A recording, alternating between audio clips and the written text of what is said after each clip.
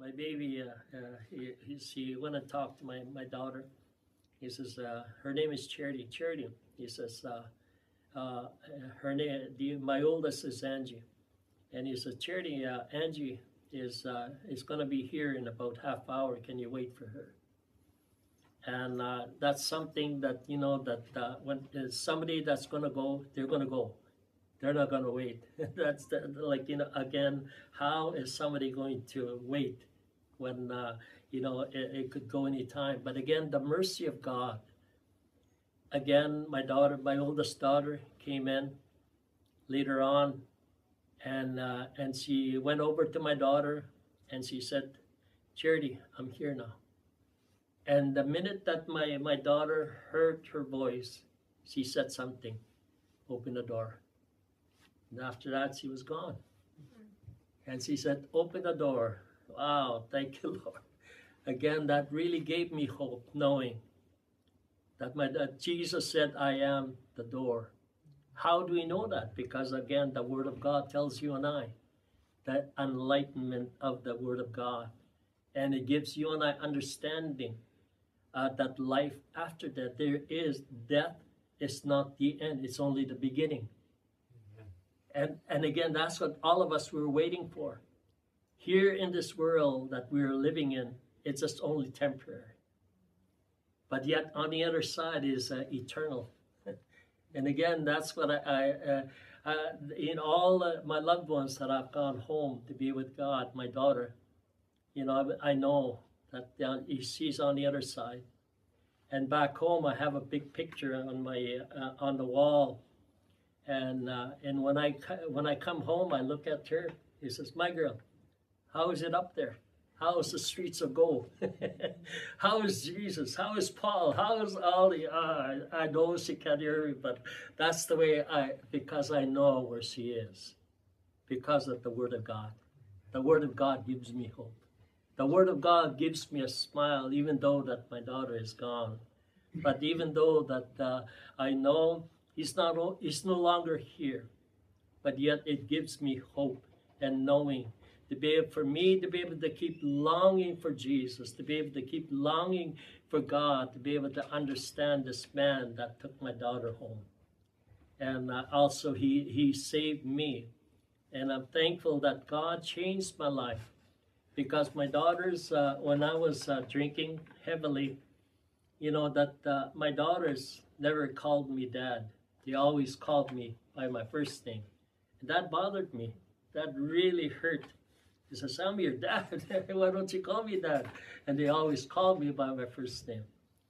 And sure enough, so anyway, I started giving my life to the Lord.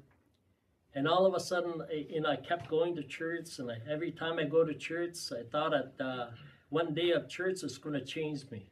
That didn't work. And I came home and I told my late wife, am I changing? Nope.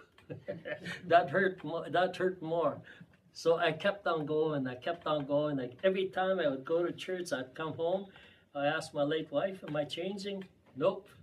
Oh man, I wanted to be able to hear the good news that yes, you are.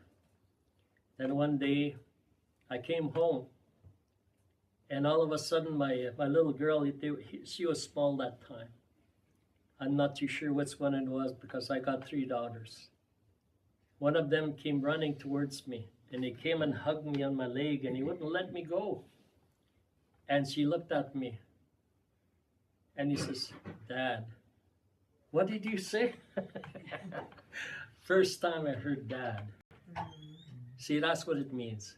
When God changes you, other people see it. And the first ones to be able to see a change happening in my life was my daughter, because he called me Dad.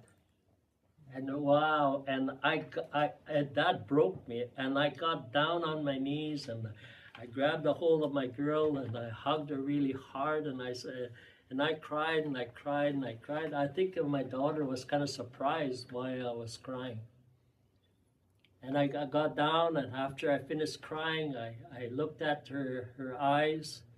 I says, my girl, you know how long I've waited for you to be able to call me Dad? Now you called me Dad. He says, my girl, thank you. So now my girls are older now. They all call me dad. And I got grandkids. And I got great grandkids. And one of my granddaughter committed suicide in the basement of our home. And she left 3 girls. And there's one little girl that I keep, and she calls me Papa. And that really, every time she says, "Hey, Papa, you're home." She always prays for me. And I thank God for that. What happened? The Word of God. The Word of God came into my life. And not only did it come into my life, but it went into my family. It went into my little immediate family. And now, not only that, but it went into my reserve. My reserve understands that, a lot of people back home, they don't call me by my first name. They don't call me by my first name, but they call me Pastor. And everywhere I go, it says, "Hey, Pastor." And even though these are not church people, these are traditional people, and they call me Pastor. And that for me, it really humbles me to be able to know that it's not me that changed me. It was somebody. His name is Jesus. And how did I find Jesus? It's right here in His Word. Right in His Word, that Jesus revealed Himself through His Word. The opening, the entrance of His Word gave me light. And that really and still today, that He's still opening in certain areas of my life that were walking in darkness, but He's giving me that light, and He's giving me understanding.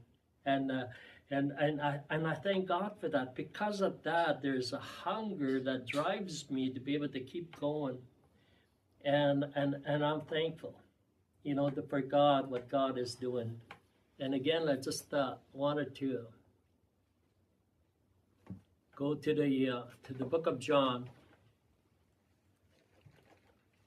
And I thank God that when I come into the valley, I have a place, to be able to come to. And that's a group of people in this valley that loves the Lord, that I can fellowship with. Because again, that we need fellowship. We need fellowship in order for us to be able to, because each one brings something different to me, for me to be able to understand who Jesus Christ really is. Everyone that I meet gives me, again, the 4 Gospels. The 4 Gospels, they see Jesus, all of them, they see Jesus differently. And that's the same thing with us. Each one brings Jesus in a different light. Then we begin to understand who Jesus Christ really is by other people. That's the reason why the fellowship is so important, because we bring Jesus in a different light. And again, as we look at the book of John, chapter 17, and these is Jesus, His last words. These words, Jesus spoke Jesus, and He lifted up His eyes to the heavens. Because here again we see Jesus, again, as He spoke. Notice what He did. He lifted His eyes towards the heaven. In other words, what Jesus is showing you and I, that that Jesus had access before the throne room of God through His Father. So that's the same thing what He's telling you and I. You and I have the same. We have access before the throne room of God. And Jesus is showing you and I how we can be able to do it also. Jesus said, "Follow me." And as we follow Jesus, we begin to see Jesus here. What did He do? He lifted up His eyes. So the same thing with us too. When we want to be able to understand Jesus, or we're going through little valleys, we lift up our eyes. We lift up our eyes, and that's what I do. Sometimes, the road gets a little too hard. And I said, Jesus, I need help. David said that I look to the hills where my help cometh from.